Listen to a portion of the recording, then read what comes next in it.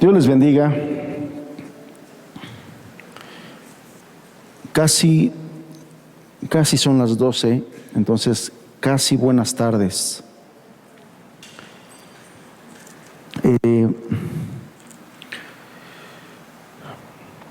Vamos a continuar con nuestro estudio acerca del libro de los Hechos. Me acompañan por favor en su Biblia al capítulo número 3. La semana pasada estudiamos el tema de que el Evangelio exalta el nombre de Cristo. Es decir, que en esta porción de la Escritura que estamos estudiando, a través del ejemplo de la predicación del apóstol Pedro, Dios nos está enseñando algunas partes importantes que incluyen la predicación del Evangelio. La importancia de esto estriba en que es precisamente a través del Evangelio que los seres humanos podemos encontrar el perdón de nuestros pecados y la salvación. El tema del perdón de nuestros pecados, el tema de la salvación eterna, es un tema que debería ser de los temas, es más bien, el tema más importante en el que un ser humano debería de estar pensando, considerando y ocupándose además. Porque es nuestro destino eterno. Porque lo que nosotros vivamos en esta tierra va a ser finito, no va a ser eterno. Pero nuestra alma sí es eterna. Y el Evangelio trata precisamente del destino eterno de nuestra alma. Entonces, debería ser el tema más importante que nosotros estemos considerando. Y como el tema más importante que nosotros deberíamos de estar considerando, nosotros deberíamos darle el valor y la importancia de entender el Evangelio. Y cada día esto toma mayor relevancia, mayor importancia, porque los tiempos que estamos viviendo son tiempos difíciles y tiempos peligrosos. Es decir, tiempos de mucha oscuridad espiritual en la que está habiendo mucha confusión espiritual al respecto. Es decir, a lo largo de la historia del cristianismo ha habido mucha gente que se ha levantado a predicar un evangelio diferente. Tanto es así que el apóstol Pablo mismo nos exhortaba a que no le diéramos lugar a nadie que venga a predicarnos un evangelio diferente al que él nos ha predicado. Por eso, si ustedes recuerdan que en los primeros capítulos del libro de los Hechos se nos dice que la primera iglesia era una iglesia que perseveraba en la doctrina de los apóstoles, es decir, muy arraigados a lo que los apóstoles predicaban, muy fieles, muy apegados a eso. Porque desde aquellos tiempos ya ha habido quienes tergiversan el Evangelio, quienes tratan de poner sus propias reglas, le dan su propia perspectiva a lo que Dios enseña a través del Evangelio. Y entonces de ahí la importancia en que nosotros estudiemos de la misma Escritura, profundizando en la Escritura, qué es lo que enseña el Evangelio. Y bueno, aquí el apóstol Pedro en su sermón nos da aspectos importantes de lo que es el Evangelio, de cómo debemos predicar el Evangelio y de cómo debemos entender el Evangelio. La semana pasada vimos que una de las cosas importantes, vimos dos cosas importantes la semana pasada. Número uno, exalta el nombre de Cristo. El Evangelio siempre exalta el nombre de Cristo porque el Evangelio no se trata de nosotros, se trata de Él. Entonces, El verdadero evangelio siempre va a exaltar el nombre de Cristo. Y esto es un aspecto importante porque el día de hoy existe un evangelio, entre comillas, que no exalta a Dios, no exalta a Cristo, sino que exalta al hombre y pone al ser humano como el centro del evangelio. Y el evangelio bíblico no es así. El evangelio bíblico exalta la gloria del Hijo de Dios. Exalta la buena voluntad del Padre. El verdadero evangelio tiene esas características. Cuando usted escuche una enseñanza, una predicación que exalte al ser humano en lugar de exaltar a Dios, cuando usted lea un libro que exalte al ser humano en lugar de exaltar a Dios, ese no es el evangelio. Esa es una de las características que usted debe tener muy claras y muy presentes para poder diferenciar entre el evangelio verdadero y el evangelio falso. Y otra de las características que estudiamos la semana pasada, que vemos nosotros en este modelo de predicación, es que el verdadero evangelio siempre resaltará la responsabilidad del hombre respecto a Dios. Es decir, que el verdadero evangelio hará un énfasis especial en la culpabilidad del ser humano. Esto con un propósito, de que nosotros podamos ver nuestro pecado, nuestra culpa, y podamos proceder al arrepentimiento, que es otra de las características del verdadero evangelio. El verdadero evangelio anuncia la necesidad de arrepentimiento. Ese es el título de la enseñanza del día de hoy. El verdadero evangelio siempre anuncia la necesidad de arrepentimiento. Entonces, hasta aquí vamos a ver tres aspectos, tres características importantes del evangelio verdadero, del evangelio bíblico. Exalta el nombre de Cristo. El ser humano no es el centro de la atención, sino es Dios, sino es Cristo. Y el verdadero evangelio siempre va a remarcar como una necesidad la culpa del ser humano, la responsabilidad del ser humano.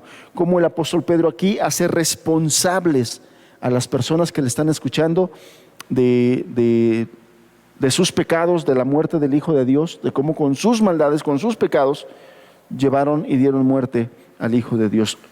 El apóstol Pedro en la predicación del evangelio hace responsable al ser humano. Y eso el día de hoy también es parte importante para diferenciar el verdadero evangelio. Hay un evangelio que no se centra en Dios, se centra en el ser humano, y entonces ese evangelio falso va a tomar todas las partes lindas, todas las partes bonitas, todas las bendiciones para tratar de hacer sentir bien al ser humano. Y no va a ser un énfasis como la Biblia lo hace en la responsabilidad humana. Esto es parte importante. Hay muchos lugares que han sacado de su predicación, de su lenguaje, la palabra pecado, el arrepentimiento, el declararle a las personas su culpa. Eso no es el verdadero evangelio. Entonces, el título del día de hoy, el evangelio anuncia la necesidad de arrepentimiento. Estamos en el capítulo 3 y usted recordará que a partir del versículo número 11, el apóstol Pedro comienza su sermón. Si me acompañan por favor para ponernos en contexto, Hechos capítulo 3 verso 11, y vamos a leer hasta el verso 19. Dice así: y teniendo asidos a Pedro y a Juan, el cojo que había sido sanado, todo el pueblo atónito concurrió a ellos al pórtico que se llama de Salomón. Viendo esto, Pedro respondió al pueblo: varones israelitas, ¿por qué os maravilláis de esto? ¿O por qué ponéis los ojos en nosotros como si por nuestro poder o piedad hubiésemos hecho andar a éste? El Dios de Abraham, de Isaac y de Jacob, el Dios de nuestros padres, ha glorificado a su Hijo Jesús, a quien vosotros entregasteis y negasteis delante de Pilato, cuando éste había resuelto en ponerle en libertad. Mas vosotros negasteis al santo y al justo, y, y pedisteis que se os diese un homicida, y matasteis al autor de la vida, quien Dios ha resucitado de los muertos, de lo cual nosotros somos testigos.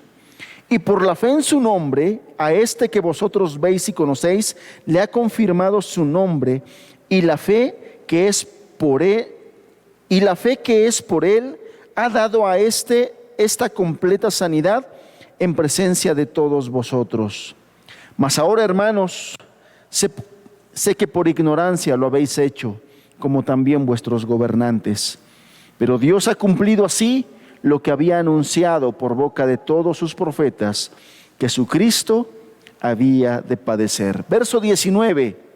Así que arrepentíos y convertíos para que sean borrados vuestros pecados, para que vengan de la presencia del Señor tiempos de refrigerio. Hasta ahí vamos a leer el día de hoy. Nos vamos a centrar en el verso número 19. Así que arrepentíos y convertíos para que sean borrados vuestros pecados, para que vengan de la presencia del Señor tiempos de refrigerio. Y entonces aquí encontramos el tercer elemento de una predicación bíblica, de la predicación del Evangelio como la Biblia lo presenta. Exalta el nombre de Cristo, anuncia, presenta la responsabilidad del ser humano con su culpa, lo hace responsable delante de Dios de su culpa, pero no le deja ahí. El verdadero evangelio siempre dará esperanza al pecador. El verdadero evangelio siempre presentará la salida que Dios da en el evangelio para librarse de la condenación por su pecado. Ese es el verdadero evangelio. Porque así como existe un falso evangelio que solamente da palabras bonitas, que anuncia todas las promesas de Dios, todas las bendiciones, que solamente presenta una parte del carácter de Dios como es su amor, su bondad. De la misma manera, existe un falso evangelio que que ahora se va al otro extremo y ahora presenta solamente la ira de Dios. Toma como excusa la santidad de Dios para hablar solamente de la responsabilidad y de la culpa del pecador. No da esperanza, sino que lo deja condenado, deja condenadas a las personas. Y entonces este es otro extremo dañino que existe en nuestros días. Existe en nuestros días. Hay lugares, hay congregaciones, hay un falso evangelio que enseñan de manera franca o de manera ¿cómo decirlo? De manera pasiva, que el ser humano debe poner sus esfuerzos y debe hacer lo que tenga que hacer para poder ser libre del pecado. Y eso también es una herejía. Eso también no es parte del evangelio bíblico. El evangelio correcto, después de hacer responsable al pecador de su culpa y de su responsabilidad, también presenta la salida, dando la esperanza al pecador. Ese es el verdadero evangelio. Nosotros debemos ser cuidadosos, amados, debemos ser cuidadosos de mantenernos, de pedirle a Dios la ayuda para mantenernos en el evangelio bíblico, en el evangelio correcto, tanto vivirlo como enseñarlo y predicarlo, y cuidarnos de no irnos a ninguno de los extremos. Aligerar la carga del pecador como no lo hace la Biblia, o endurecer el camino del pecador como tampoco lo hace la Biblia. El evangelio correcto presenta la responsabilidad humana, la culpa del pecador, pero también presenta la esperanza que Dios da en Jesucristo a través de la fe en Él y del arrepentimiento para con Dios. Y entonces es en ese punto al que llega ahorita el apóstol Pedro en el verso 19. Ya hizo responsable al ser humano, ahora dice, así que esa frase une lo que viene él diciendo con lo que a continuación él va a decir. Arrepentíos y convertíos para que sean borrados vuestros pecados, para que vengan de la presencia del Señor tiempos de refrigerio. Vamos a orar, vamos a pedirle a Dios que nos ayude. Padre, agradecidos estamos porque a muchos de nosotros nos has bendecido a través del Evangelio. Nos has hecho bienaventurados, Señor. Nos has hecho mucho bien. Nos has bendecido, Padre, y a través del Evangelio ha venido la luz de Jesucristo y nos has dado esperanza, Señor. Padre, gracias por tu Evangelio, gracias por tu palabra, Señor. Y ahora queremos pedirte, Padre, que nos des la gracia para enseñarlo, para predicarlo, que a mí me des, Señor, tu favor para que lo pueda explicar de manera correcta, de tal forma que los que me oyen, Señor, puedan escuchar, puedan aprender lo que tú nos quieres enseñar en este día, Señor. Sea tu gracia también con ellos, tu gracia para los oyentes, para los que me escuchan, de tal forma que podamos salir de aquí bendecidos y confrontados, Señor. Padre, que el confrontar el pecado y la condición del pecador no tenga nada que ver en que si hablo fuerte o hablo suave, en que si grito o no grito, Señor. Sea tu gracia, sea tu Espíritu Santo y sea tu palabra quien esté convenciendo el corazón, quien esté hablando al corazón, de tal forma que en el corazón del ser humano, de los que me oyen, Señor, se produzca los resultados que en tu palabra vemos que se producen en la predicación del Evangelio. Señor, bendícenos. Señor, ayúdanos. Señor, sea hoy Jesucristo exaltado, glorificado, Señor, al anunciar la esperanza que hay en Él a través del arrepentimiento y la fe. En el nombre de Jesús te lo pedimos, Señor. Amén. Amén. Entonces, hermanos, quiero puntualizar este aspecto. El Evangelio bíblico tiene que confrontar el pecado del hombre. La palabra de Dios siempre va a hacer eso, siempre. Recuerda usted que cuando estudiamos la carta de Santiago, Santiago nos enseñó, Dios a través de Santiago nos enseñó que la palabra de Dios, la Biblia, es como un espejo, en la que cada que siempre vamos a la Biblia siempre nos va a reflejar y nos va a mostrar tal cual somos nosotros. Tal cual somos nosotros. Y en muchos de esos casos, hermanos, lo que va a sacar son nuestras deficiencias, son nuestros pecados, con un propósito de llevarnos al arrepentimiento y de que en el caso del pueblo de Dios, el pueblo de Dios se vaya formando a imagen de Jesucristo. Ese es uno de los planes del Señor para nosotros, sus hijos, que en esta tierra nos vayamos pareciendo más al Hijo de Dios en carácter. Y para la persona que no es pueblo de Dios todavía, que sepa qué es lo que Dios tiene contra ellos y lo que les demanda. Ese es el propósito de la palabra de Dios. Y ahora, después de hacer eso, la Biblia nos muestra la salida. Cómo es que Dios, a través del arrepentimiento y de la fe en Jesucristo, nos muestra la salida y nos da esperanza. Y es que la palabra de Dios a lo largo de la historia redentora, nosotros vemos como en la Biblia todos los voceros de Dios han llamado al arrepentimiento a los pecadores, desde el Antiguo Testamento, desde el libro de Génesis, el Pentateuco, desde los libros históricos, aún en los libros de sabiduría como son Salmos, Proverbios, Eclesiastés, Cantares. ¿Y qué decir de los profetas mayores y de los profetas menores, donde es muy palpable cómo Dios a través de sus santos enviados y mensajeros siempre llamaban al arrepentimiento a los pecadores? Eso siempre así ha sido.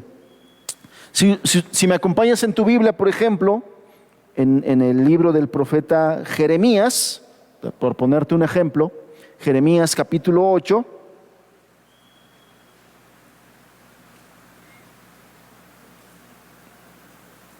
Jeremías capítulo 8, verso 4 y verso 5, vemos cómo le hablaba el profeta a la rebelde nación de Israel.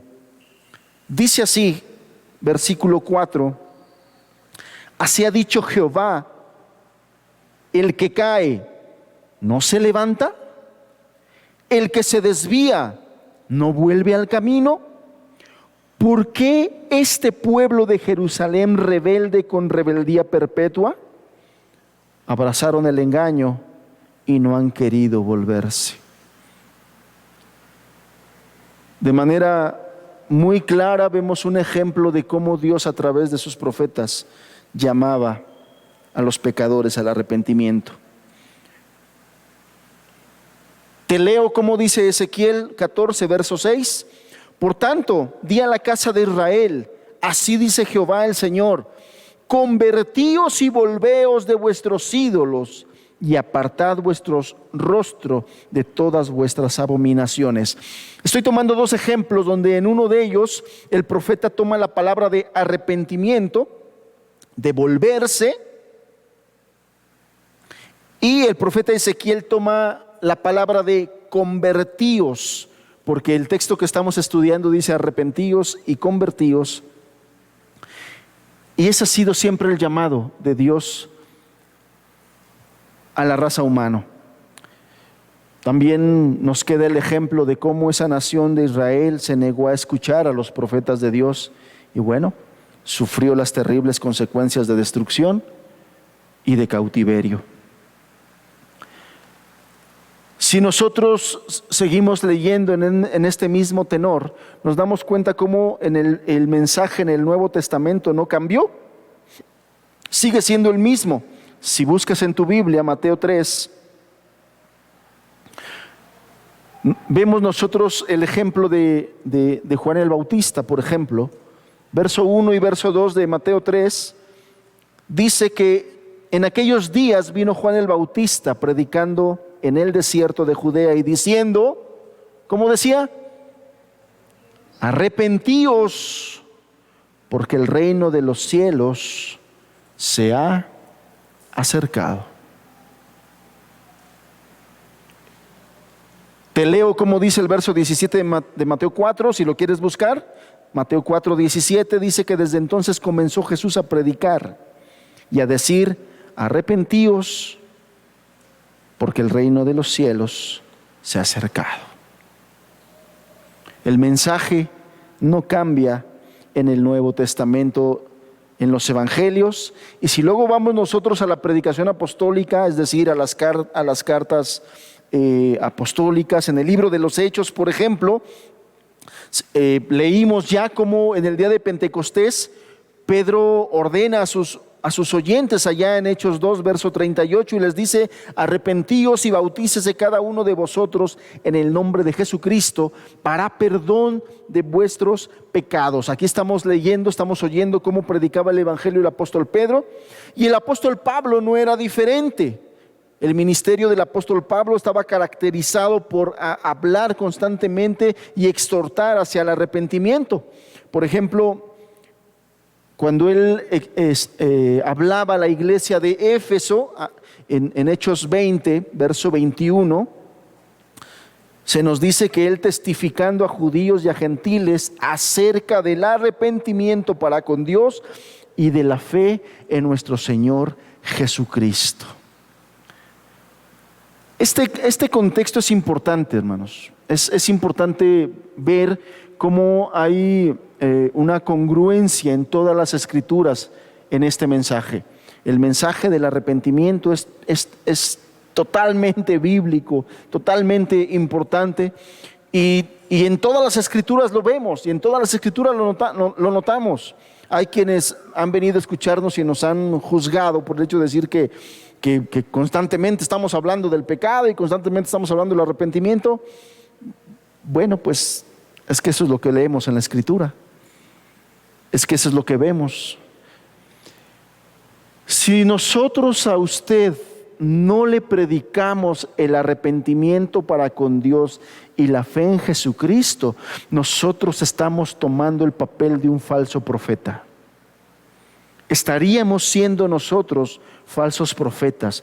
El Señor Dios Todopoderoso reprendía a hombres que se decían ser profetas en el Antiguo Testamento, pero esos profetas solamente hablaban cosas bonitas al pueblo. Paz, paz, decía, le reprochaba el profeta Jeremías. Ustedes solamente dicen paz, paz. Y no hay paz, dice mi Dios, para el impío.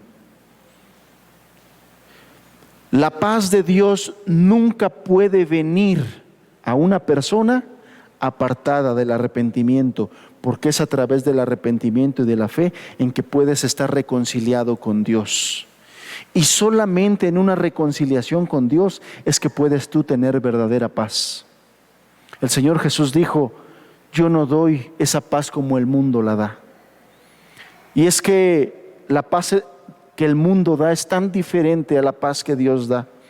Porque la paz verdadera solamente viene a una persona cuando hay una verdadera reconciliación con Dios a través del arrepentimiento para con Él y de la fe en Jesucristo. Fíjese cómo es importante este texto que leímos en Hechos 20:21. El apóstol Pablo habla de cómo debe ser esto,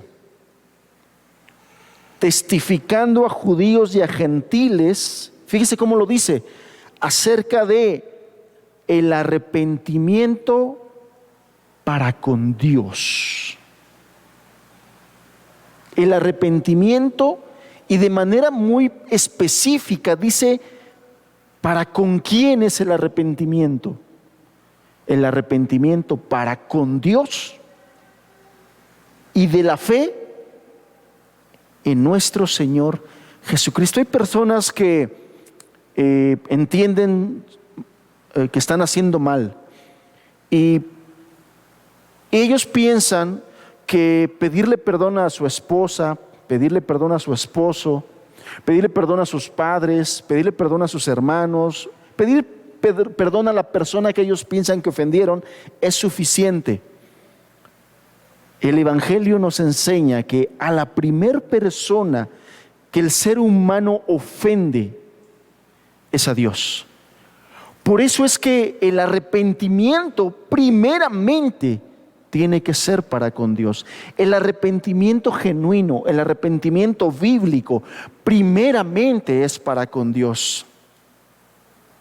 Por eso es que en aquella historia que nos cuenta el Señor Jesucristo del hijo pródigo, se nos dice que el hijo pródigo, estando ahí de rodillas, postrado en sus pecados, esclavizado, cuando viene la luz del Espíritu Santo a su vida, dice: me levantaré e iré y le diré: Padre, he pecado contra el cielo y contra ti.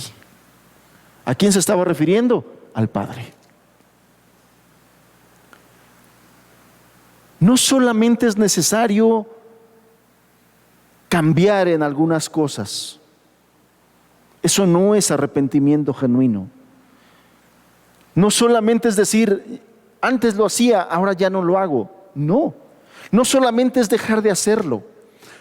El dejar de hacer las cosas malas en el Evangelio surge de un arrepentimiento verdadero para con Dios y de una fe en Jesucristo. De ahí surge lo que Dios recibe como un verdadero cambio, como una transformación verdadera. Hay gente que se conforma y dice: bueno, sí, antes lo hacía, pero ya no lo hago. Ya tiene muchos años que dejé de hacerlo, ya no lo hago.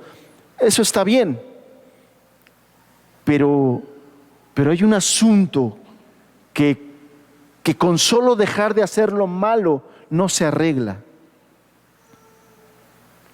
Y ese asunto es que la persona ha vivido como un enemigo de Dios, ha vivido como un rebelde, es un rebelde. Y para corregir eso, para que eso sea enmendado, se requiere un arrepentimiento para con Dios y una fe en Jesucristo. No es suficiente con dejar de hacerlo. No es suficiente. Y es que hay muchas personas que en su soberbia no son capaces de pedir perdón. No son capaces de pedir perdón. ¿Por qué es necesario el arrepentimiento? ¿Por qué es necesario pedir perdón a tu prójimo? ¿Por qué es necesario pedir perdón a Dios? Como una señal, como un símbolo de que me estoy humillando. Hay muchas personas que uno de sus más grandes pecados es la soberbia. Y les cuesta mucho humillarse. Cuando tú ves a una persona que le cuesta, aún sabiendo que hizo mal, que ofendió, le cuesta pedir perdón, es porque tiene un pecado más grande que se llama soberbia. La soberbia impide que la gente pida perdón. Y hay gente que no quiere pedirle perdón a Dios por soberbios. Y entonces, por eso es importante esto que estamos hablando. Arrepentimiento también fue la orden de la predicación apostólica, les decía yo. Tanto el apóstol Pedro predicó del arrepentimiento, el apóstol Pablo está predicando del arrepentimiento. Y aquí en este pasaje donde nosotros estamos ubicándonos, el apóstol Pedro está ya preparando la conclusión de su mensaje, la conclusión de su sermón, y Pedro, continúa con esa tradición que ya él había aprendido de Juan el Bautista, había aprendido del Señor Jesús principalmente, y llama a sus oyentes al arrepentimiento. Recuerde usted dónde estamos. Estamos en un momento en que hay mucha gente alrededor de ellos, porque había llamado la atención la sanación de este hombre cojo. Había llamado mucho la atención, mucha gente se acercó y Pedro aprovecha esa oportunidad para predicarles el evangelio.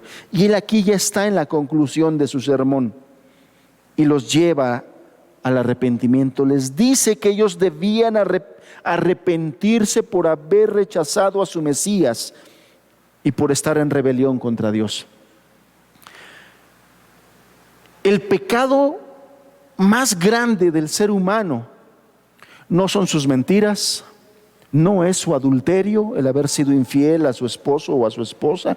El pecado más grande no es robar, el pecado más grande no es matar. El pecado más grande es rechazar a Jesucristo. Porque es el sacrificio más grande que Dios ha hecho para dar a sus enemigos la oportunidad de ser redimidos, de ser perdonados, de ser salvados. Imagínate tú, el Señor Dios Todopoderoso, amoroso, toma a su único Hijo y lo entrega para ser sacrificado. En un intercambio, el Señor entrega a su unigénito, a Jesucristo, para darle vida a sus enemigos, a los pecadores. Eso es un hecho glorioso. Por eso es que rechazar a Jesucristo es el pecado más grande que la gente tendrá que enfrentar el día del juicio. Sí, es cierto, van a dar cuentas de todas sus obras malas, pero el principal y el más grande es haber rechazado la ofrenda que Dios dio para hacerte limpio, para hacerte inocente. Ya vimos cómo en la primera parte de su sermón los sentencia por su culpa, pero ahora les ofrece esperanza, asegurándoles que no es demasiado tarde para arrepentirse. Es importante notar cómo el llamado al arrepentimiento es un llamado a la esperanza, hermanos. A diferencia de cómo muchas personas interpretan el arrepentimiento como una condena, la Biblia nos los muestra como el anuncio de la esperanza, porque es a través del arrepentimiento y de la fe que puede haber perdón. Entonces el llamado al arrepentimiento es un llamado a la esperanza. Por eso es que desde este lugar y en las veces que hemos podido anunciamos que mientras tienes vida, tienes esperanza, porque todavía te puedes arrepentir, porque todavía puedes arreglar las cosas con el Señor. ¿Cuál es el gran problema del ser humano? El gran problema del ser humano es que no sabe hasta qué día va a estar vivo. Ese es el gran problema de nosotros. Ese es el gran problema del pecador, que viven en la zozobra, en la inseguridad. No sabes qué día vas a ser llamado por el Señor. No sabemos qué va a pasar después de salir de aquí. Nosotros hacemos planes, ¿no? Nosotros decimos, ahorita que llegue a la casa, vamos a comer esto, voy a preparar esto para comer, y después vamos a descansar, y después vamos a hacer esto, vamos a ir a visitar a tal persona, a tal hermano, a tal familia. Pero en realidad no lo sabemos. Ese es uno de los grandes problemas del ser humano. Es cierto, mientras estás vivo tienes la oportunidad de arrepentirte, de buscar a Dios, de volverte a Él, pero no sabes hasta cuándo va a ser ese día. El día en el que vivas y que tengas oportunidad. Por eso es que el llamado al arrepentimiento, por eso es que en la predicación del Evangelio es hoy, busca al Señor hoy. Arrepiéntete hoy. Hoy nuevamente el Señor te está recordando la bendición, la oportunidad, la esperanza de que a través del arrepentimiento para con Dios y de la fe en Jesucristo, tus pecados puedan ser perdonados. Lo triste es que en el endurecimiento del corazón de la gente por el pecado, es que muchas veces rechazan esta bendición.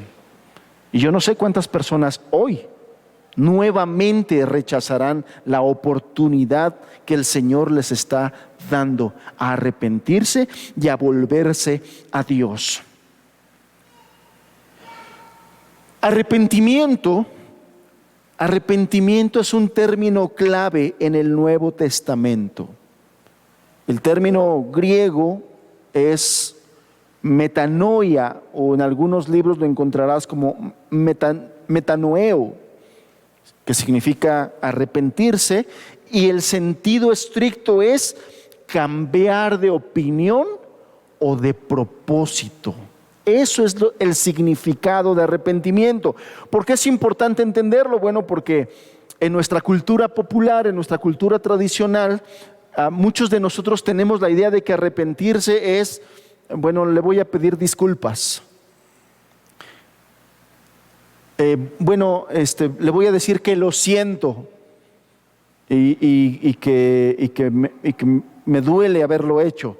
Ese es muchas veces lo que nosotros entendemos por arrepentimiento, pero el sentido profundo, el sentido más estricto de la palabra arrepentimiento es un cambio de propósito que se genera en el corazón y no solamente en la mente. Eso es el sentido del arrepentimiento bíblico, del arrepentimiento escritural.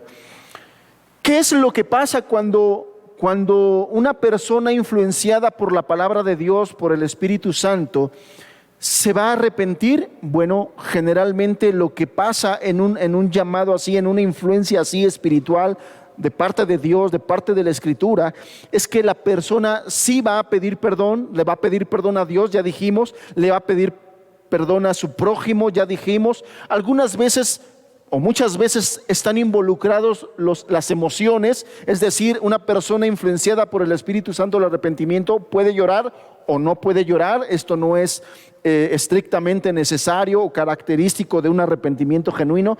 Créame, yo he visto a lo largo de 25 años, he visto a muchas personas llorar diciendo que se están arrepintiendo y nunca se arrepintieron. Y al contrario, he visto personas que a lo mejor yo en mi humanidad los veo muy pragmáticos, así como que está viendo para allá y está viendo para acá, pero adentro en su corazón la palabra y el Espíritu Santo está obrando, está trabajando, al punto es que después de yo no ver nunca una sola lágrima, igual y si la tuvieron en su cuarto, en su casa, no lo sé, pero se empiezan a ver los frutos de un arrepentimiento genuino, y esto es parte de lo que vamos a ver el día de hoy. ¿Qué pasa cuando una persona dice que se arrepiente y cree? Porque esta es la parte importante. Muchas personas me pueden decir, ya me arrepentí, ya creí, pero sus acciones no demuestran eso. Y esta es la parte bíblica importante, que el arrepentimiento genuino, el arrepentimiento verdadero, siempre y solo siempre te lleva a un cambio, primeramente de corazón, de mente, y después eso definitivamente influencia en tu forma de vivir, porque tu forma de ver las cosas, tu forma de entender las cosas cambian. Arrepentimiento es un cambio de opinión, un cambio de propósito. Y en la primera opinión en la que la gente cambia es su opinión para con Dios. Ves a Dios de diferente forma, de diferente manera. Ves las cosas eternas de diferente manera. Ves la palabra de Dios de diferente manera. Le das otro lugar. Cambia la posición de las cosas en tus prioridades. Cambia. Y eso definitivamente se ve reflejado en cómo vives el día a día. El día a día, en tus actividades diarias, en tu casa, en tu trabajo, en la congregación, en la iglesia, en lo que haces todos los días. Entonces, arrepentirse, amados, implica más que una simple decisión intelectual. Es algo sobrenatural, que va más allá de una simple decisión intelectual, mental. Es de hecho un cambio de mentalidad que resulta en un cambio de conducta.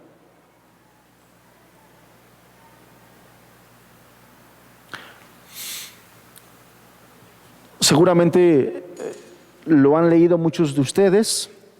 Tiene algunos años que uno de los líderes más importantes de una secta mexicana está encarcelado en California, Estados Unidos, ¿no? El líder de la secta de la Luz del Mundo está acusado de varios delitos sexuales, de pornografía infantil, de abuso infantil, pederastia. Está enfrentando cargos muy severos, 19 cargos están sobre de él, y si ellos se llegan a comprobar, la cadena perpetua le espera a este hombre llamado Nazón Joaquín. El día de ayer fue noticia en que él se declaró culpable de 3 de esos cargos, obviamente los más ligeros, los más livianos, pero sí se está declarando culpable. Más allá de ser una noticia trascendente, de noticia a nivel nacional, ¿qué es lo que yo resalto de todo ello? Que los enemigos del cristianismo toman ejemplos y situaciones como esas para decir, ya ven cómo eso de la Biblia y eso de Dios no es verdad. Ya ven cómo eso de que la iglesia y que la Biblia y que eso no es verdad. Los enemigos del Señor tomarán todas esas situaciones para vituperar el Evangelio, para vituperar a Dios y para hacer escarnio de todos los que predicamos el Evangelio. Antes era un alto honor llamarnos pastores, ministros del Evangelio. Hoy, por gente como esa, de repente la piensas en decir soy pastor cristiano, porque inmediatamente la gente te relaciona con gente como esa. Inmediatamente la gente te relaciona que ya tienes una mansión, que ya tienes coches último modelo, que cada año estrenas, que tienes cuentesotas del banco, que te va muy bien económicamente y que no la pierdes porque vives del Evangelio muy bien. O sea, la gente en general relaciona a los ministros cristianos y a los pastores cristianos con gente ambiciosa, materialista, ladrona, abusiva, que está ahí por la lana, por el dinerito. Ese es en muchos lugares, en términos generales, el concepto que la gente tiene de los pastores cristianos. Qué responsabilidad la de nosotros de poder dar con nuestra vida el mensaje de que no todos somos iguales, de que no todos somos iguales. Y es que esta es una de las partes importantes. Ese hombre podrá llamarse apóstol, podrá llamarse pastor, podrá llamarse líder supremo, pero sus acciones demuestran que nunca tuvo un arrepentimiento genuino y verdadero, por lo tanto está gobernado por su carne, por sus pasiones, y llegó a cometer esas situaciones tan bajas, tan corrientes, tan vulgares, tan perversas, porque nunca hubo un genuino arrepentimiento. Hay pastores que nunca han conocido lo que es un arrepentimiento genuino, un arrepentimiento verdadero. Por lo tanto, su vida cristiana no puede ser genuina y verdadera, porque el camino, la entrada a eso es esto: el arrepentimiento para con Dios y la fe en Jesucristo. Más allá de una simple decisión intelectual, es un cambio de mentalidad, un cambio interno que resulta en un cambio de conducta. Esto nadie lo puede negar, nadie lo puede refutar, porque la palabra de Dios habla de todo ello. Ahora, es importante que nosotros conozcamos toda la Escritura, la palabra de Dios, que la estudiemos a profundidad para que sepamos cuáles son los cambios, esos cambios que el Evangelio produce en la vida de una persona, qué sí es de Dios, qué no es de Dios. Bien, después de que el apóstol Pedro dice arrepentíos, menciona otra palabra y dice convertíos. Está utilizando dos palabras, y esta palabra convertíos es una palabra usada muy frecuentemente en el Nuevo Testamento, en la que se refiere a pecadores que se vuelven a Dios. Y entonces lo que está haciendo el apóstol Pedro es está reforzando, está haciendo un énfasis: arrepentíos, cambien su mentalidad, que resulte en un cambio de conducta, conviértanse, vuélvanse a los caminos de Dios. Eso es lo que el apóstol Pedro está diciendo. Y como un ejemplo de esto que le estoy yo diciendo, quisiera que me acompañara a Mateo 21. Mateo 21, verso 28 al 31.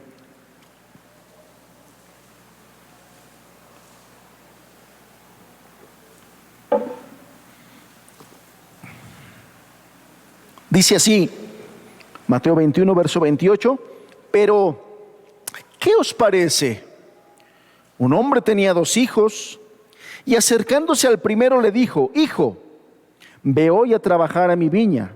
Respondiendo él, dijo: no quiero. Pero después, arrepentido, fue. Y acercándose al otro le dijo de la misma manera, y respondiendo él, dijo: sí, Señor, voy. Y no fue. ¿Cuál de los dos hizo la voluntad de su padre? Dijeron ellos: el primero. Jesús les dijo: de cierto os digo que los publicanos y las rameras van delante de vosotros al reino de Dios.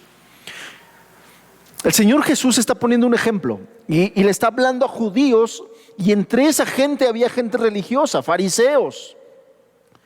¿Y qué era lo que estaba diciendo el mensaje que le estaba dando a los fariseos? Ustedes son de aquellos que dicen que sí van a obedecer a Dios, pero en realidad no lo hacen. Ustedes se proclaman, se anuncian como gente que sí obedece a Dios, como gente que ama a Dios, pero en realidad de corazón no lo hacen. Pero entre los publicanos y las rameras hay gente que públicamente puede anunciar su pecado y su rebelión a Dios, pero el día en que ellos se conviertan, se convertirán verdaderamente. Eso es lo que está diciendo aquí el Señor Jesús. Por eso es que les dice al final: los publicanos y las rameras van delante de vosotros al reino de Dios. Eso era un insulto a los fariseos, que se sentían divinos los hombres.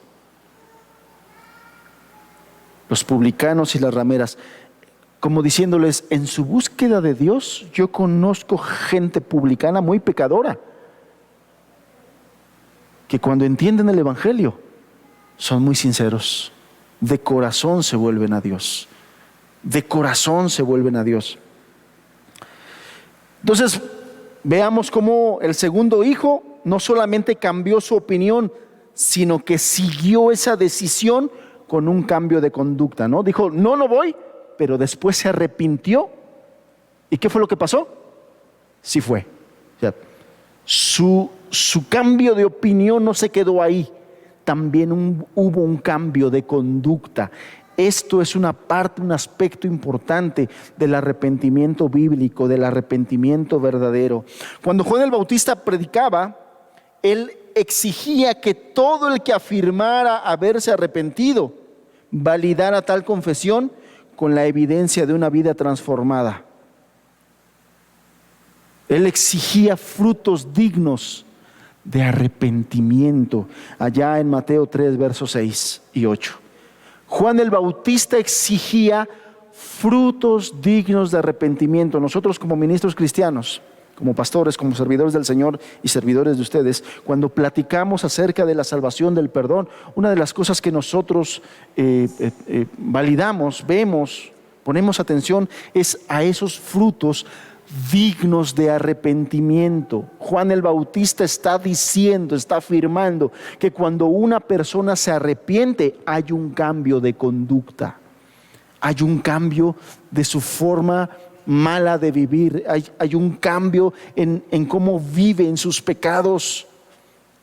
Definitivamente, una persona arrepentida verdaderamente tiene un cambio en su conducta. Pero ese cambio de conducta surge de un cambio interno, de un cambio del corazón. Es decir, que el arrepentimiento es un estado en el que la persona se pone para entender y obedecer a Dios. Entonces, quítese de nuestra mente que arrepentimiento es decir, sí estoy mal, sí pastor, sí hice mal. Arrepentimiento genuino es,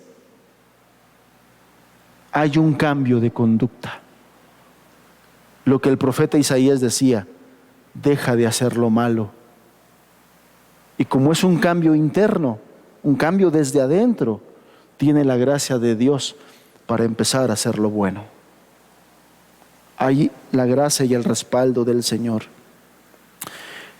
Ese cambio es la naturaleza misma del arrepentimiento. Ese cambio interno que resulta en un cambio externo es la naturaleza misma del arrepentimiento.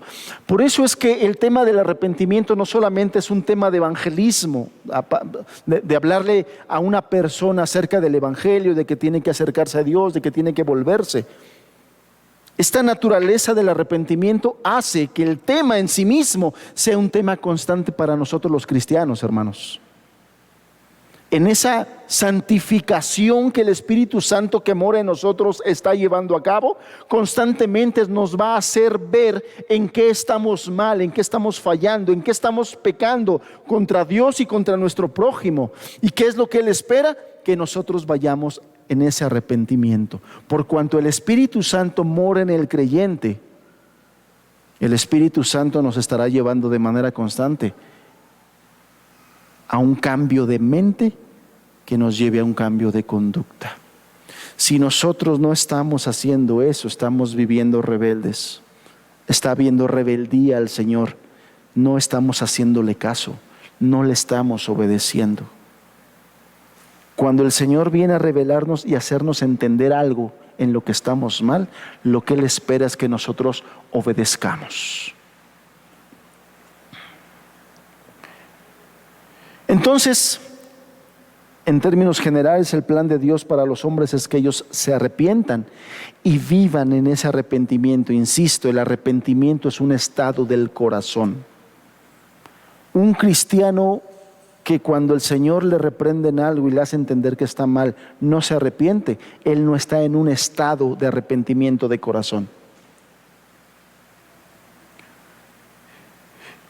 Y a fin de lograr ese propósito, aquí de llevarlos al arrepentimiento, el apóstol Pedro utiliza por lo menos 4 puntos de motivación. Busca motivarlos, busca incentivarlos para llevarlos al arrepentimiento. Rápidamente se los enumero. El primer motivador, por decirlo de alguna manera, el primer cosa que el apóstol Pedro utiliza para exhortarlos y animarlos a arrepentirse es el conocimiento de que la verdad revelada de Dios ocasiona arrepentimiento. Es decir, que cuando una persona entiende la voluntad de Dios a través de la palabra, ya sea leída o expresada en una predicación, lo que Dios espera es que nos arrepintamos. Fíjese cómo en Mateo 11, le voy a poner un ejemplo de esto que le acabo de decir, Mateo 11, verso 21 y 24.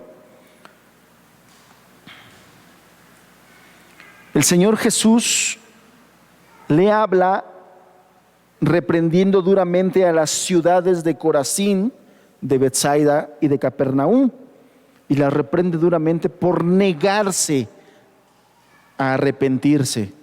Dice así, verso 21: ay de ti, Corazín, ay de ti, Betsaida, porque si en Tiro y en Sidón se hubieran hecho los milagros que han sido hechos en vosotras, tiempo ha que se hubieran arrepentido en cilicio y en ceniza.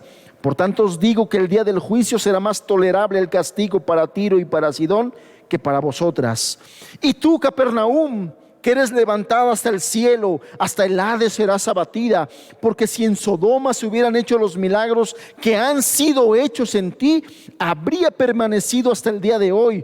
Por tanto, os digo que el día del juicio será más tolerable el castigo para la tierra de Sodoma que para ti. Fíjense las palabras tan duras que el Señor Jesús le está dando a los moradores de estas ciudades. Y les está diciendo algo, les está declarando algo. Dios ha manifestado delante de ti, a tus ojos mismos, ha manifestado su amor y su bondad a través de muchos prodigios, señales, milagros. Dios ha manifestado su buena voluntad a través de muchas maneras, con el propósito de que tú te vuelvas a Dios. Dios te está mostrando su buena voluntad. Dios te está llamando con lazos y cuerdas de amor. Dios está utilizando, haciendo uso de su amor, de su misericordia, de su bondad, para convencerte de tus malos caminos y te vuelvas a Él, sabiendo que Él es bueno y grande en perdonar. Pero tú has hecho caso omiso, tú has ignorado sus bondades, tú has ignorado sus muestras de amor, tú has ignorado los milagros y las señales que ha hecho delante de tus ojos y has negado a arrepentirte y volverte a Él. A través de la palabra y del mensaje, Dios espera que los seres humanos caigan en cuenta y digan: sí, es cierto, yo he hecho eso, yo he hecho eso. ¿Cuántos el día de hoy Dios ha hecho de la misma manera que con estas ciudades de Corazín, Betsaida y Capernaum? ¿Cuántas bondades ha manifestado el Señor para contigo? ¿Cuántas señales, cuántos milagros, cuántas muestras de su amor, de su compasión? ¿Cuántas cosas ha manifestado y tú has negado a arrepentirte hasta el día de hoy? Bueno, lo terrible y lo tremendo es: el día del juicio será más terrible para ti. Porque hay gente que sin esas muestras de amor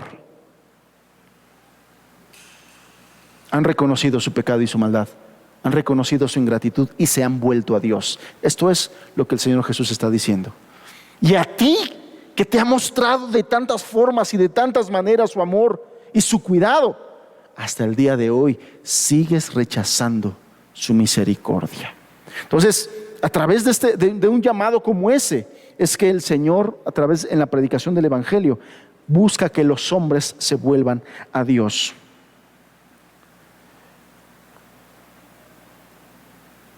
De tal forma entonces que Dios ha dado a los hombres toda la evidencia que necesitan para llegar a la conclusión apropiada respecto de Jesucristo. Quienes no se arrepientan no tendrán excusa. No tendrán excusa. El segundo argumento que el apóstol Pedro utiliza buscando que sus oidores se arrepientan es que Dios usa la aflicción por el pecado para llevar a los hombres al arrepentimiento. Dios permite que los hombres sean afligidos por el poder del pecado para que, estando ahí en la aflicción, busquen a Dios. Acompáñenme a 2 Corintios, capítulo 7.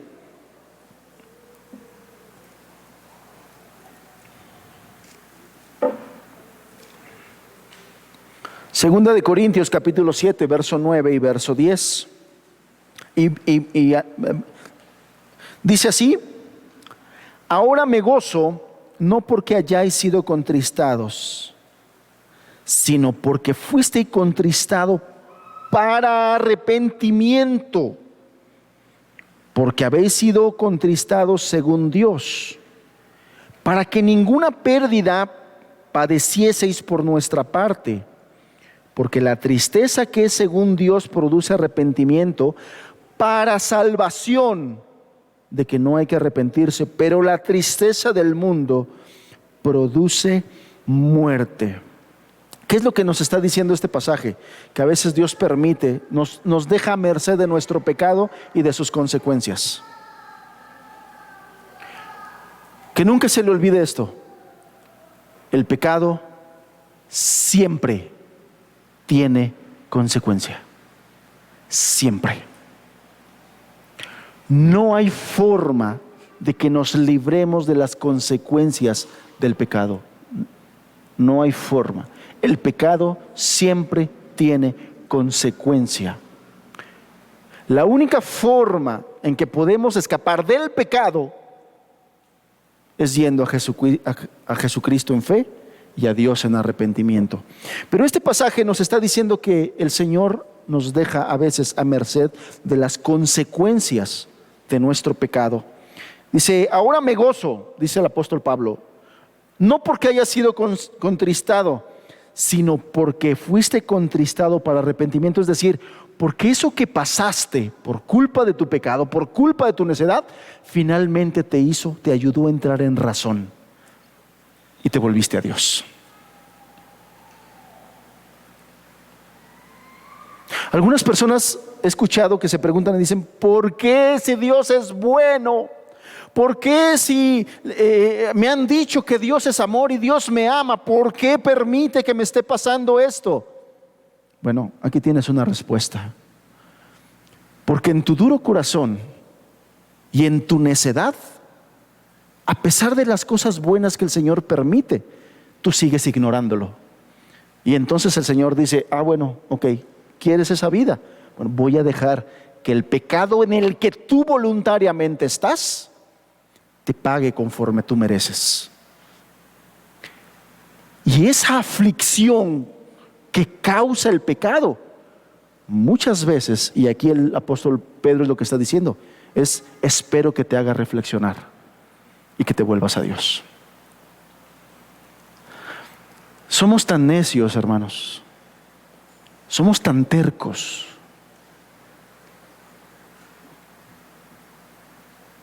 Que perdemos de vista tantas bondades del Señor, tantas veces que el Señor viene y nos habla, como decimos coloquialmente, de buena manera,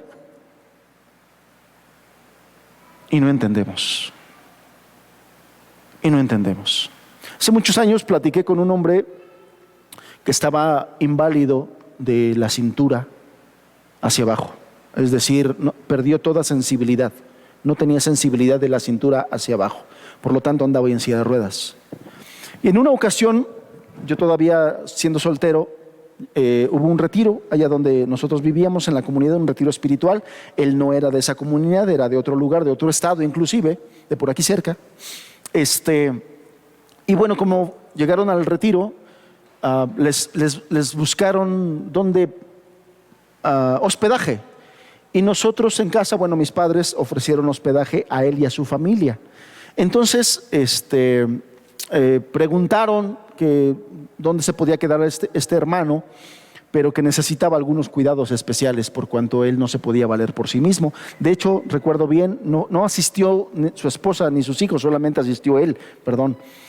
¿Y por qué es importante este dato? Porque estaban buscando una familia que pudiera hacerse cargo, porque él necesitaba ser aseado. Él no se podía asear solo. Y entonces, bueno, nos ofrecimos, abrimos la casa, él se quedó en casa y tuve la oportunidad de platicar con él. Y él me contó esta historia y me dijo: hermano, la primera que se convirtió a Cristo fue mi esposa y yo era el diablo, me dijo. Le hice a mi esposa la vida imposible cuanto más pude. Y de manera intencional, o sea, yo quería hacerle la vida insufrible por el hecho de haberse vuelto cristiana, porque ella dejó de hacer muchas cosas que antes nos gustaba hacer juntos, y a mí me molestó mucho. Yo era el diablo, me dijo. Y venían los hermanos y me predicaban. Yo oía cómo ella oraba por mí y yo me rechazaba. Yo no quería nada. Yo oía cómo mi esposa oraba por mí, cómo lloraba por mí. Vinieron muchas veces hermanos a hablarme del evangelio, uno, otro. El pastor vino, me visitó y yo era duro como una piedra. Los despreciaba, los menospreciaba. El Señor tuvo que tratar conmigo. Y un día, yendo a mi trabajo, íbamos en el microbús y el microbús iba lleno. A mí me tocó ir parado y el microbús volcó. Yo salí proyectado y se me quebró la espina dorsal. Fue la única forma en que el Señor pudo quebrantar mi orgullo terrible, mi grande soberbia. Fue la única forma en que me pudo quebrantar. Y desde ese día, agradecido porque me concedió la vida, le sirvo con todo mi corazón hasta donde yo puedo. Porque ya me ves. Desde ahí quedé en silla de ruedas. En muchas cosas dependiente de los demás.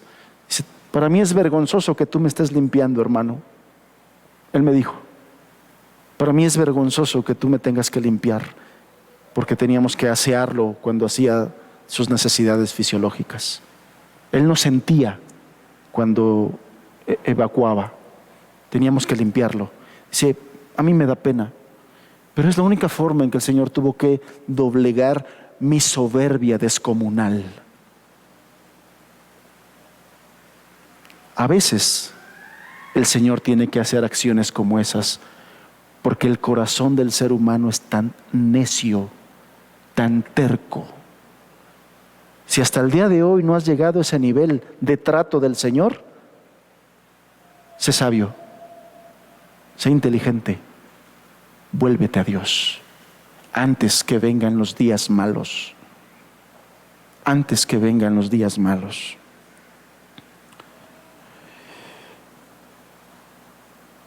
En este pasaje se nos dice que no debemos confundir la aflicción que nos conduce al arrepentimiento con el remordimiento que a veces la gente pueda tener, que es solamente un mero sentimiento de malestar. Como Judas, que aunque la Biblia dice que se arrepintió después de haber arrojado las monedas por la venta y la traición al Señor, esa palabra de arrepentimiento en realidad no está hablando de metanoia. Está hablando de solamente una emoción de sentirse mal, pero no hubo un cambio del corazón. Y lo demuestra el hecho de que no tuvo paz y fue y se ahorcó, se suicidó. De esto nos debe quedar claro que es posible tener tristeza por el pecado sin arrepentimiento, así como es posible tener conocimiento sin arrepentimiento. El arrepentimiento nos lleva a un cambio verdadero, genuino. El tercer argumento que el apóstol Pablo utiliza en estas palabras es la bondad. Él hace referencia a la bondad y a la generosidad de Dios, y eso nos debe motivar al arrepentimiento. No temo decir que estas son las muestras mayores de Dios para convencer al pecador. Esto que le acabo de platicar hace un momento son casos extremos que sí los he visto, pero lo que más he visto es cómo el Señor se esfuerza en mostrarte la bondad y su generosidad, su amor, para llevarte al arrepentimiento. Romanos capítulo 2, verso 4, aquí el apóstol Pablo reprende a Israel por no entender. Fíjate lo que le dice en Romanos 2, verso 4.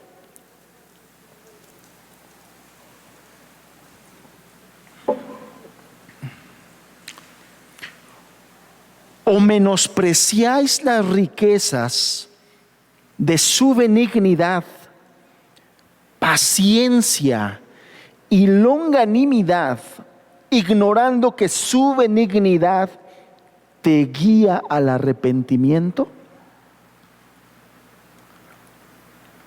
El apóstol Pablo está haciendo referencia a lo abundante. A eso se refiere cuando dice riquezas. a lo abundante de la benignidad de Dios. ¿De qué está hablando? De que Dios siempre tiene un buen deseo de que tú te vuelvas a Dios. Y está esperando en un pensamiento de que tú te vuelvas a Dios. Cuando habla de paciencia, bueno, ya lo entendemos, ¿no? Él pasa por alto todos tus agravios, todos tus desdenes, todo tu menosprecio diario. Lo pasa por alto esperando tu arrepentimiento. Dice, y su longanimidad.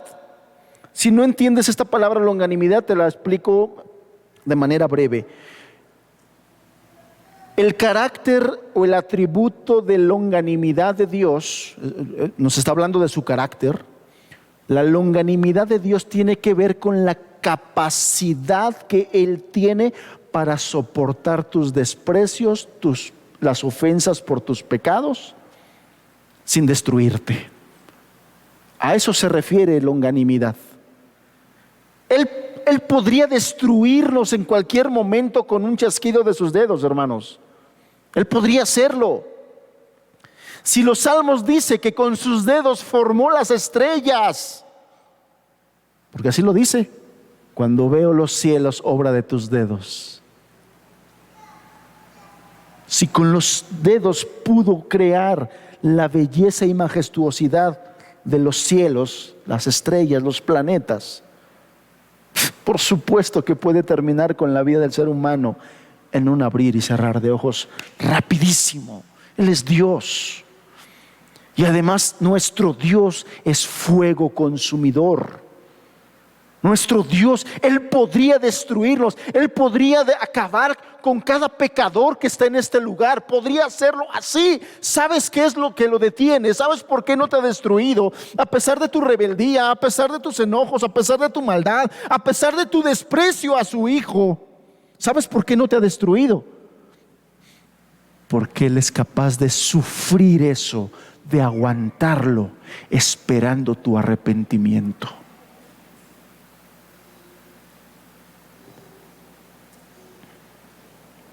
Él no es igual de impaciente que nosotros. Él es benigno, paciente y longánimo. Y es por eso que si sigues viviendo en tu rebeldía, en tu maldad, en tus pecados, en tu soberbia, es por eso que el Señor no te ha destruido hasta el día de hoy.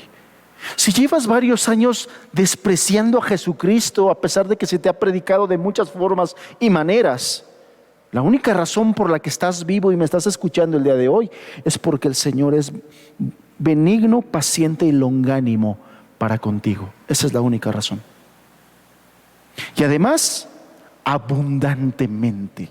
Y por eso el apóstol dice, no menosprecies lo bueno que el Señor ha sido contigo. No ignores que todo esto, todo lo bueno que está haciendo contigo, lo hace para guiarte al arrepentimiento. No ignores eso. Y la motivación final, el último argumento que el apóstol Pedro utiliza para llevar a las personas al arrepentimiento, es que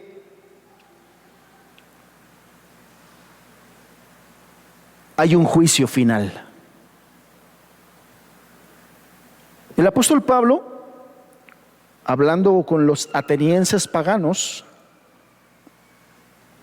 lo vemos en Hechos 17, si me acompañas, Hechos 17, verso 30.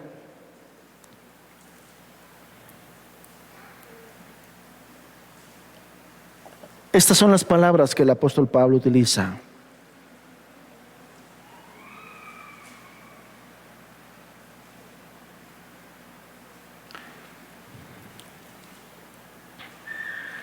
Dice, verso 30 del capítulo 17, Dios, habiendo pasado por alto los tiempos de esta ignorancia, ahora manda a todos los hombres, en todo lugar, que se arrepientan. Y fíjate cuál es el argumento. por cuanto ha establecido un día en el cual juzgará al mundo con justicia, por aquel varón a quien designó, dando fe a todos con haberle levantado de los muertos. El argumento que el apóstol aquí está utilizando, el apóstol Pablo utiliza para animar y convencer a los pecadores que se arrepientan, es que un día ha sido establecido, un día en el cual Dios juzgará al mundo con justicia.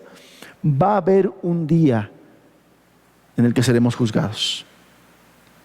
Tú un día estarás presente delante del Señor y serás juzgado. Ya te decía yo, tu principal pecado,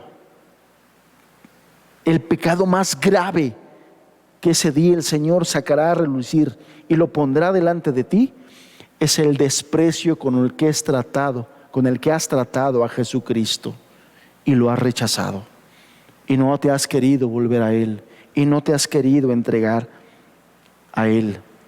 La triste realidad del juicio venidero debería llevar a toda persona racional, entendida, cuerda, a arrepentirse y a volverse a Dios pidiendo perdón, porque no existe otra vía de escape. No hay nada, ni siquiera ignorarlo, ¿no? Porque hay muchas personas que dicen: estás loco, eso no va a pasar. Si Dios no existe, mucho menos va a haber un juicio del que tú hablas. Eso es lo que quisieran creer, pero la realidad es que aún por encima de su ateísmo, de su rebeldía, Dios lo va a hacer, porque Dios es tan real. Es más, Dios es más real que nosotros mismos. Dios es más real que nosotros mismos. Entonces no hay otra vía de escape, solamente volverse a Dios en arrepentimiento y en fe a través de Jesucristo. Entonces aquí en esta primera parte de su sermón, el apóstol Pedro da a sus oyentes abundante evidencia de que Israel había llegado a una conclusión equivocada respecto de Jesucristo y los llama a arrepentirse, a revertir ese veredicto que ellos ya habían dado sobre Jesucristo y a poner su fe en Él. Y entonces, para ayudar a persuadirlos, les ofrece resultados prometidos si se arrepienten. Es decir, Dios perdonará los pecados. El reino de Dios vendrá a ellos, el Mesías volverá, el juicio se evitará y las bendiciones se llevarán a cabo. ¿Dónde leemos esto? Verso 19. Voy a dejar hasta aquí la enseñanza porque lo siguiente es, fíjense cómo dice el verso 19 de Hechos 3. Así que arrepentíos y convertíos, hasta ahí vamos. Pero después dice, para que sean borrados vuestros pecados. O sea, las bondades y las bendiciones. O sea, en ese intento de persuadir al pecador para que se arrepienta, ahora les da la esperanza y les dice cuáles son las bondades. Y las bondades son para que sean borrados vuestros pecados, para que vengan de la presencia del Señor tiempos de refrigerio. Él envía a Jesucristo. Por lo menos leemos aquí 3 bendiciones y seguramente vienen más que vamos a estudiar la semana que viene. Entonces nos quedamos hoy con este punto importante. El verdadero evangelio anuncia la necesidad de un genuino arrepentimiento, y yo espero que con la gracia de Dios le haya quedado claro en qué consiste ese arrepentimiento. Si usted no se ha arrepentido para con Dios y no ha tenido fe en Jesucristo, yo le exhorto a que no deje pasar más tiempo.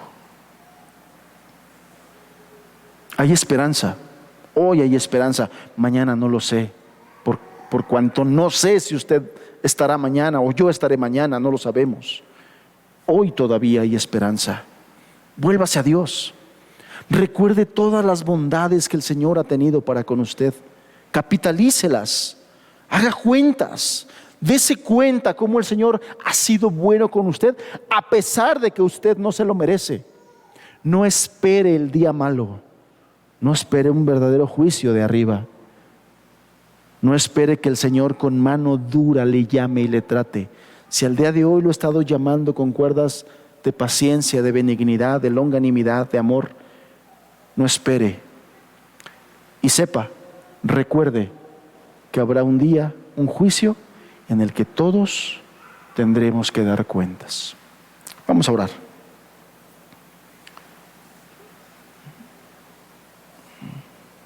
Padre,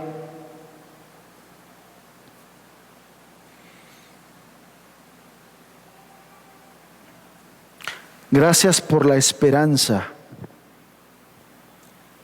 a la que nos llamas a través del arrepentimiento para contigo y de la fe en Jesucristo. Ayúdanos a entender la manera bíblica correcta que debe ser nuestro arrepentimiento, Señor.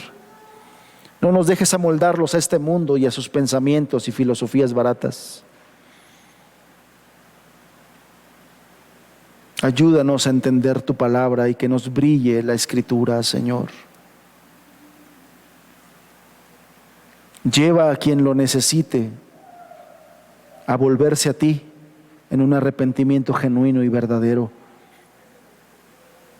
Que comience en lo interno, en el corazón, y que lo lleve a una verdadera transformación. Padre, oramos por ellos. Señor, tu gracia y tu Espíritu Santo esté ahí, alumbrándoles el camino al arrepentimiento, Señor. Por Cristo Jesús lo pedimos. Amén, Señor. Amén. Que el Señor le bendiga. Le animamos a que la próxima semana nos acompañe, porque la próxima semana estaremos hablando de esta gloriosa verdad, hermanos, del perdón de nuestros pecados, lo valioso como resultado de un arrepentimiento para con Dios y de la fe en Jesucristo. Él borrará vuestros pecados, dice, para que sean borrados vuestros pecados. La próxima semana estaremos hablando cómo obra el Señor acerca de esto. Que tenga bendecido día, que tenga muy buena tarde, que tenga buen provecho, disfrute su descanso y a su familia. Nos vemos la próxima semana. Buenas tardes.